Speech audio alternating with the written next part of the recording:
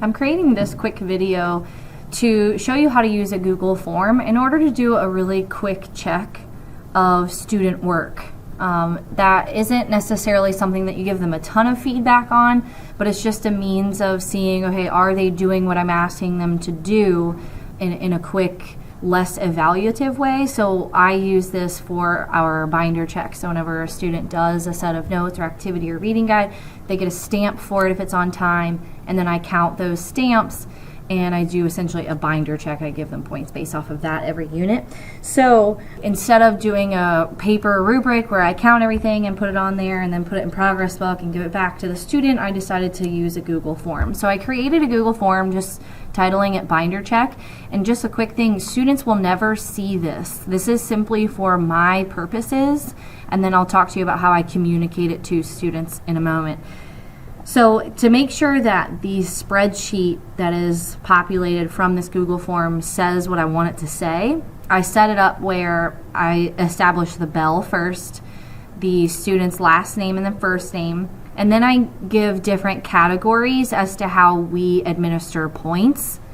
So if they have their tabs labeled, so pushing those organization pieces, is it the binder that we want it to be?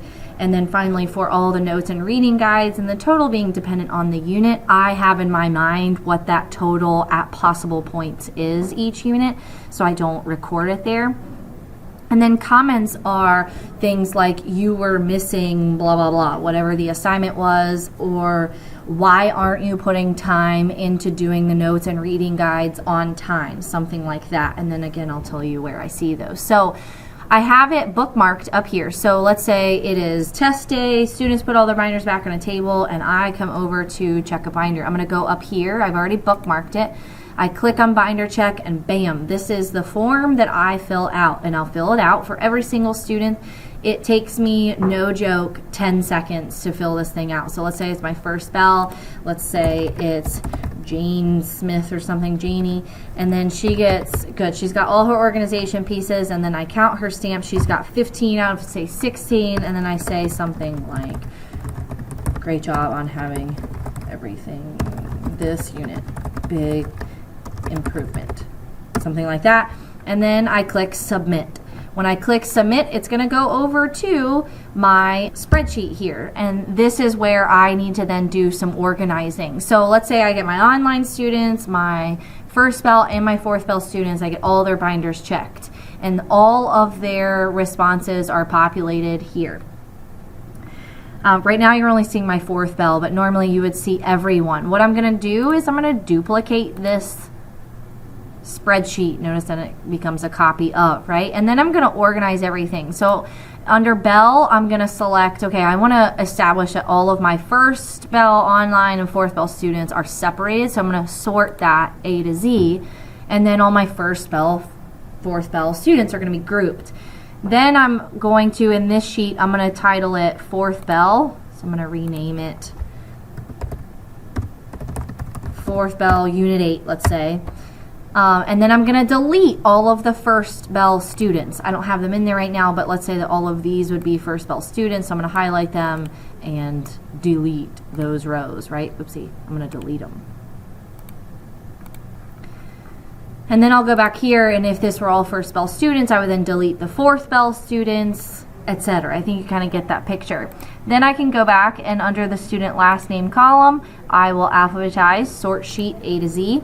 Notice, so it has the 4 sections that I established, the tabs, only AP Psych materials, mostly in chronological order, and then the notes and reading guides and such where they earn the chunk of their points. Notice that there's no total, right? I didn't total it up. Well, here's why, because I didn't want to sit there and think about it when I'm trying to like breeze through 50 plus binders. So what I'm going to do is add a column to the right here. So I'm going to insert right. And I'm going to name it grade, or actually let's go with total, okay?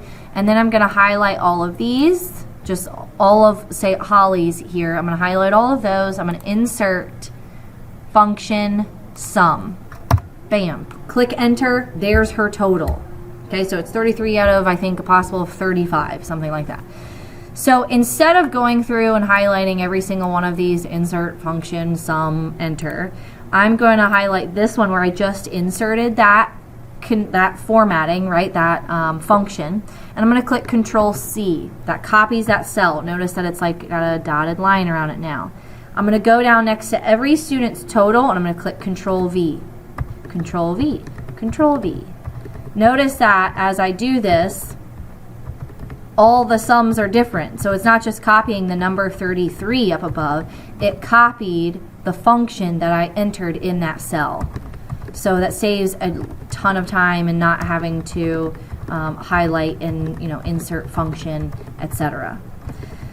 So then what I'll do with this is just simply split screen with Progress Book, and I'll take all of these and I'll just insert them really quickly, and I'll also take these comments that I left, like, hey, you need to label your tabs, that's why you got a 0 on the easiest 5 points of your life, and I'll plug those comments into the comment section on Progress Book. I find that those are actually more effective than I thought they were going to be.